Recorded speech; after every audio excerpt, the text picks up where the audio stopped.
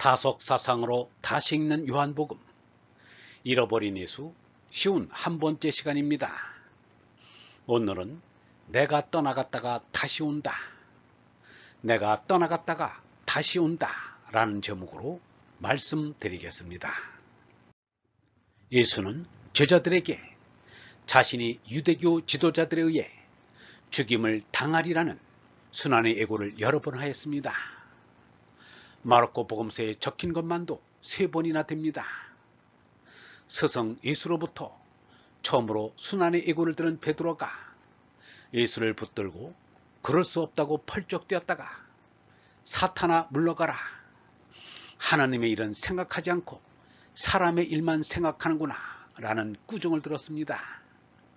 그리하여 스승으로서 제자들의 발을 씻기는 작별의식을 치르기도 했습니다. 예수는 사실은 내가 떠나가는 것이 너희에게는 더 유익하다. 내가 떠나가지 않으면 그 협조자 성령이 너희에게 오시지 않을 것이다 라고 선언하였습니다. 이것으로 보아도 예수는 이미 죽을 각오를 단단히 하고 있음을 알 수 있습니다. 이것은 예수의 흔들림 없는 초지일관된 소신임에 틀림없습니다. 그런데 복음서 저자들은 곳곳에서 예수가 다시 살아나서 왔다는 엉뚱한 소리를 하고 있습니다. 그렇게 되면 예수의 엄숙한 순환 예고와 진지한 고별은 장난이 되고 맙니다. 죽은 지 사흘 만에 살아난다면 그것은 그야말로 연극에 지나지 않습니다. 마치 마술사들의 마술 같은 행사가 되고 마는 것입니다. 몸으로 다시 살아났다는 이야기가 처음부터 사실인지 저자들이 꾸민 것인지 아니면 뒤에 사람들이 일부러 고쳐 넣은 것인지는 알 수 없습니다.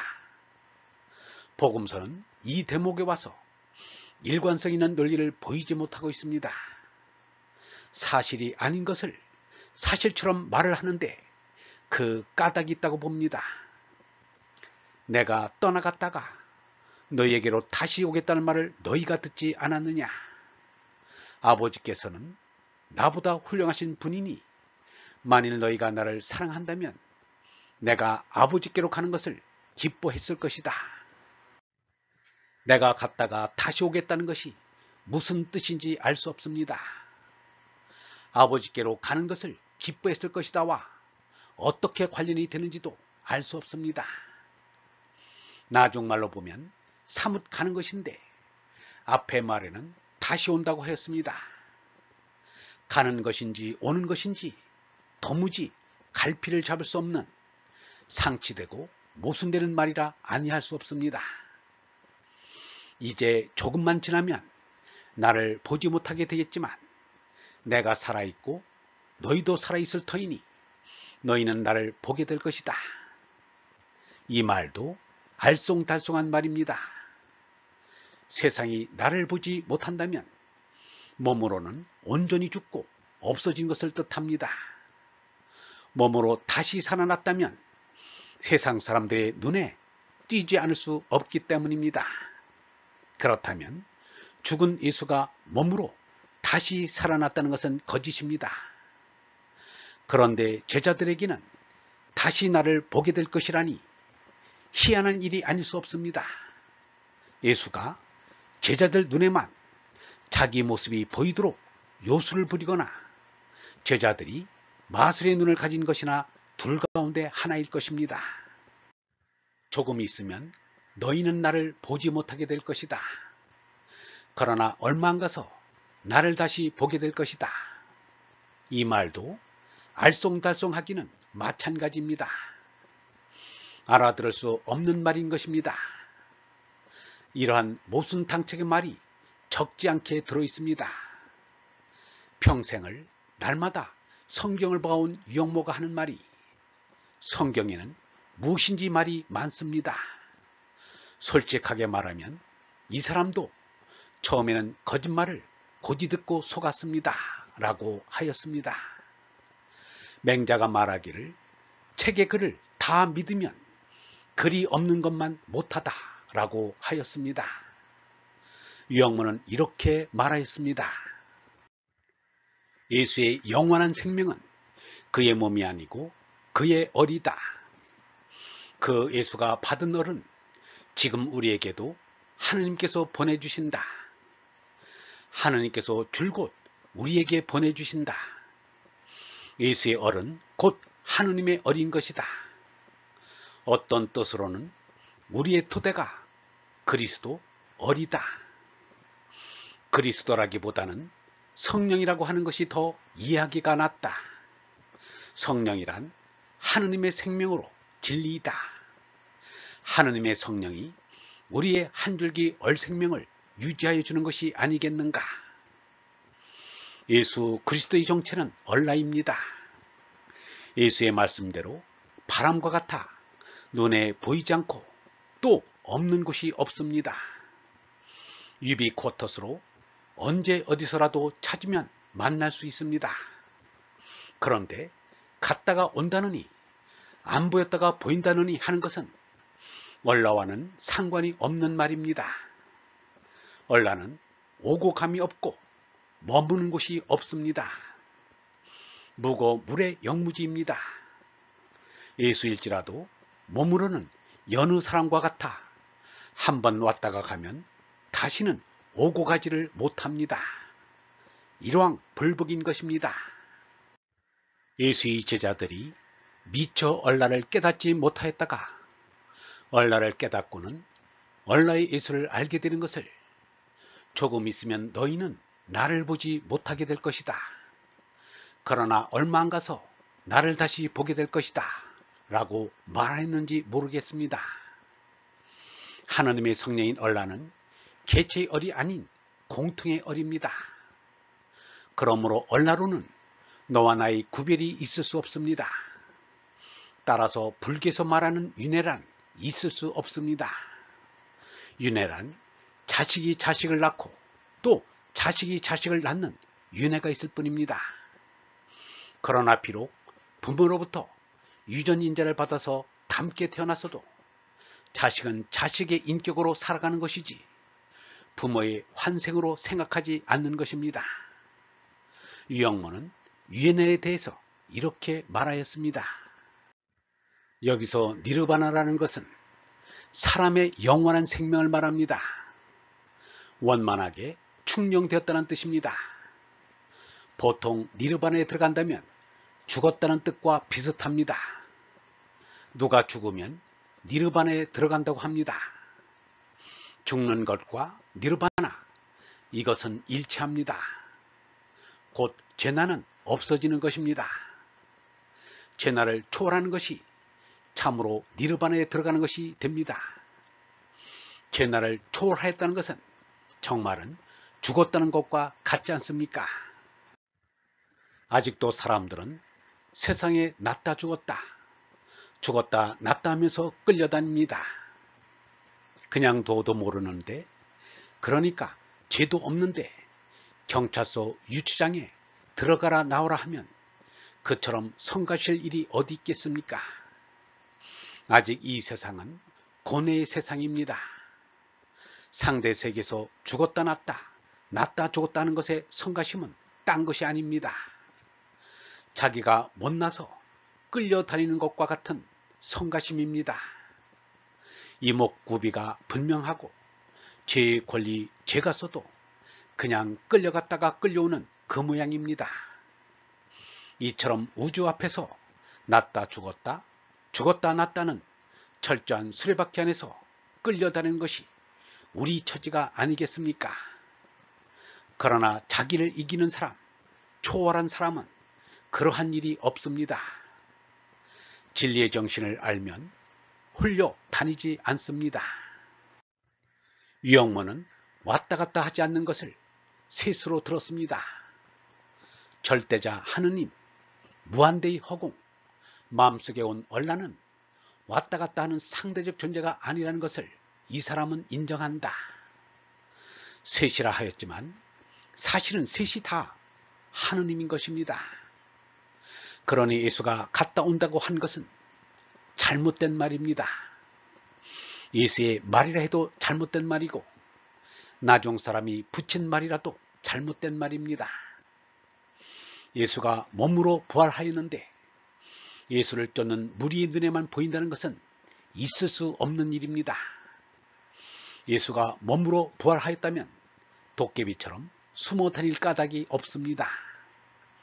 몸으로 살았을 때처럼 성전 광장에서 대사자우의 웅변을 토해도 좋고 용호 상박의 논쟁을 벌여도 좋을 것입니다. 그리고 빌라도 총독이나 가야바 대제사장을 한번 만나 범직하지 않겠는가? 그들이 대경 실색하여 나가자빠져도 좋지 않겠는가?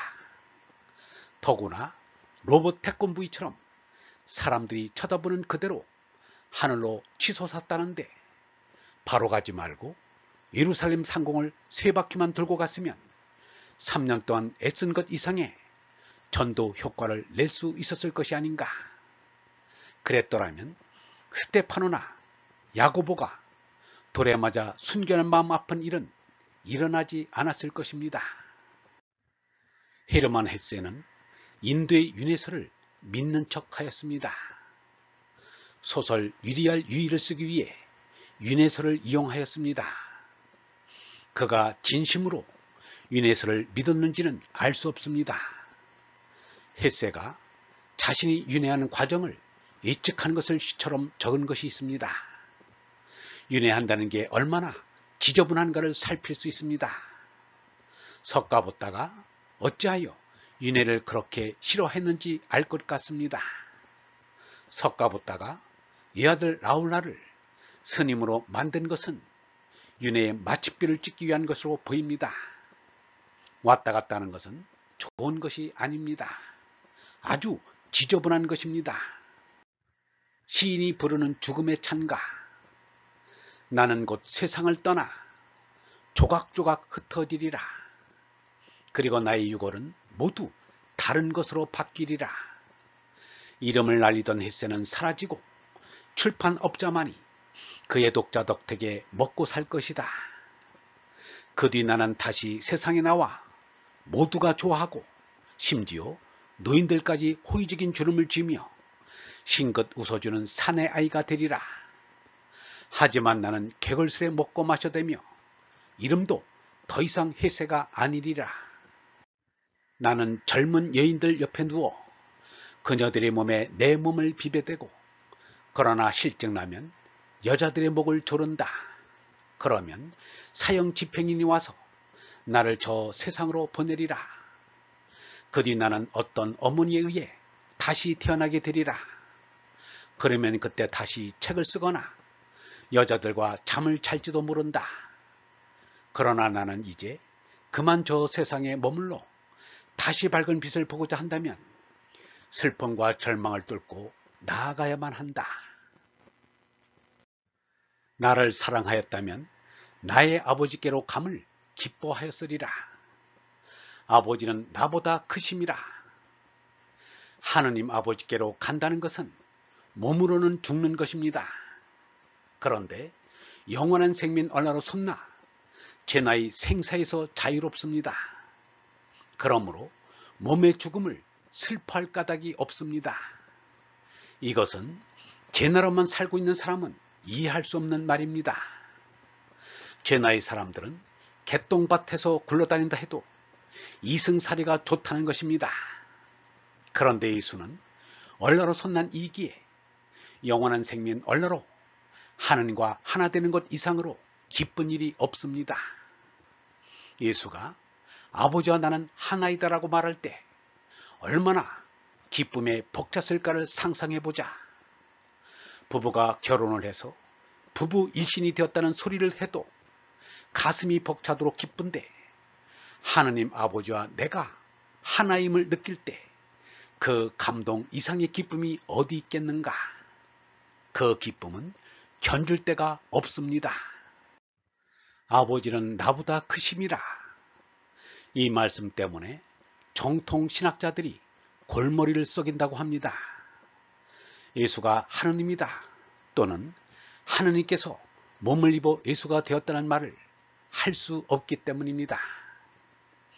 예수가 아버지는 나보다 크시다고 한 말로 하느님 아버지와 아들의 관계가 명명백백하게 밝혀진 것입니다. 예수의 입으로 예수는 하느님이 아니라는 것을 천명한 것이기 때문입니다. 그런데 누가 감히 예수의 말씀을 뒤집어 엎겠다는 것인지 모르겠습니다. 그것은 예수를 높이는 일이 아니라 자기를 높이고 예수를 낮추는 일이 될 뿐입니다. 예수의 말씀은 아무것도 아니고 자기 주장만 옳다는 것이기 때문입니다.